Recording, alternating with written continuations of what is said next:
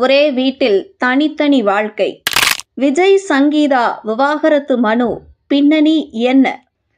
வணக்கம்.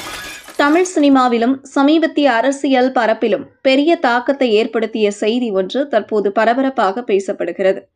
தமிழ் திரையுலகின் முன்னணி நடிகரும் தமிழக வெற்றிக் கழகத்தின் தலைவருமான விஜய் அவர்களிடமிருந்து விவாகரத்து கோரி அவரது மனைவி சங்கீதா சொர்ணலிங்கம் செங்கல்பட்டு நீதிமன்றத்தில் மனு தாக்கல் செய்துள்ளதாக தகவல்கள் வெளியாகியுள்ளன.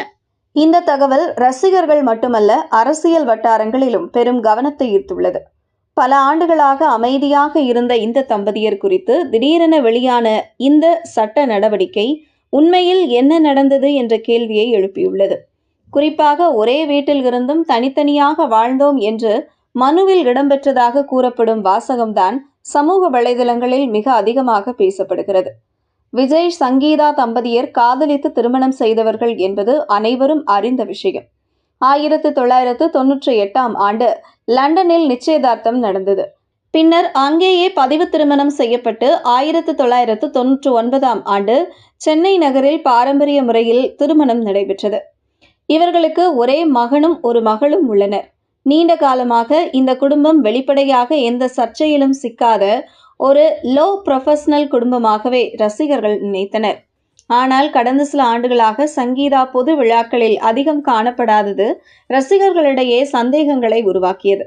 ஆரம்பத்தில் இது சாதாரண குடும்ப காரணம், குழந்தைகளின் கல்வி அல்லது வெளிநாட்டு தங்குதல் காரணமாக இருக்கலாம் என்று நெருங்கிய வட்டாரங்கள் விளக்கமளித்தன.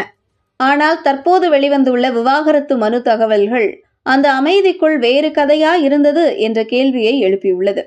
வெளியாகியுள்ள தகவல்களின்படி சங்கீதா தனது மனுவில் விஜய் ஒரு நடிகையுடன் திருமணத்தை மீறிய உறவில் இருந்ததாக குற்றம் சாட்டியுள்ளதாக கூறப்படுகிறது.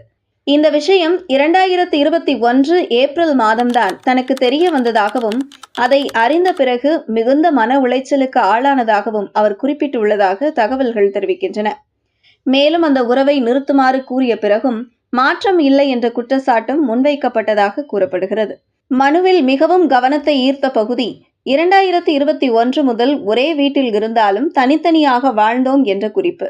இது ஒரு சாதாரண குடும்ப கருத்து வேறுபாடு அல்ல, நீண்டகால மன அழுத்தம் இருந்திருக்கலாம் என்ற விவாதத்தை கிளப்பியுள்ளது. குடும்ப வாழ்க்கையில் ஏற்பட்ட மனதள பிரிவுதான் இந்த வழக்கின் மையப்புள்ளி என பலரும் கருதுகின்றனர்.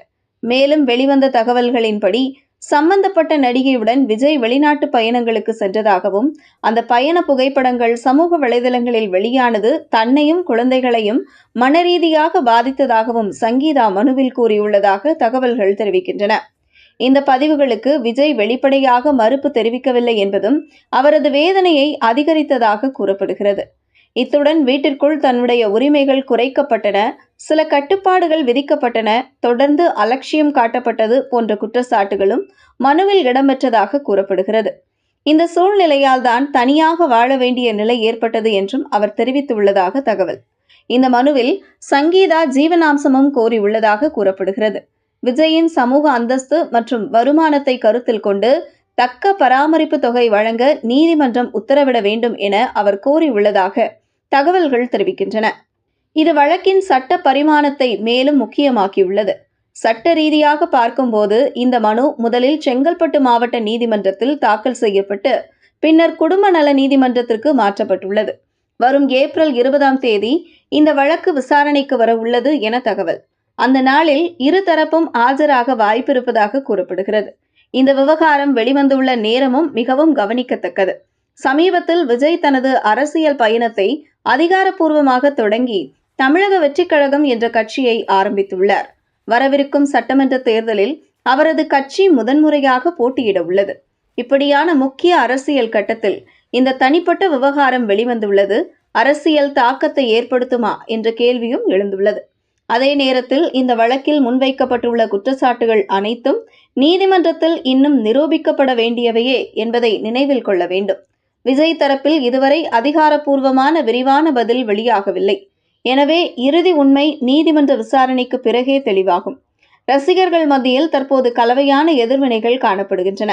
சிலர் இது தனிப்பட்ட குடும்ப விஷயம் என கூறி அமைதியாக இருக்க வேண்டும் என்று வலியுறுத்துகின்றனர். மற்றொருபுறம் சமூக வலைதளங்களில் பல்வேறு ஊகங்கள் வேகமாக பரவி வருகின்றன. ஆனால் எந்த பிரபலத்தையும் பற்றிய தகவலாக இருந்தாலும் அதிகாரப்பூர்வ உறுதிப்படுத்தல்களையே நம்புவதுதான் பொறுப்பான அணுகுமுறை. எதுவாக இருந்தாலும் பல ஆண்டுகள் மாதிரி ஜோடி என்று பார்க்கப்பட்ட விஜய் சங்கீதா தம்பதியரை பற்றிய இந்த வழக்கு தமிழ் சினிமா உலகில் மிகப்பெரிய கவன ஈர்ப்பான சம்பவமாக மாறியுள்ளது. வரும் நாட்களில் நீதிமன்றத்தில் என்ன நடக்கிறது, சமரச வாய்ப்பு இருக்கிறதா அல்லது வழக்கு முழுமையான விவாகரத்துக்கு செல்லுமா என்பது அனைவரும் கவனித்து பார்க்கும் விஷயமாக உள்ளது. அடுத்த கட்ட அப்டேட்டுகள் வெளியாகும் போதுதான் இந்த கதையின் முழு உண்மை வெளிச்சத்திற்கு வரும். நன்றி.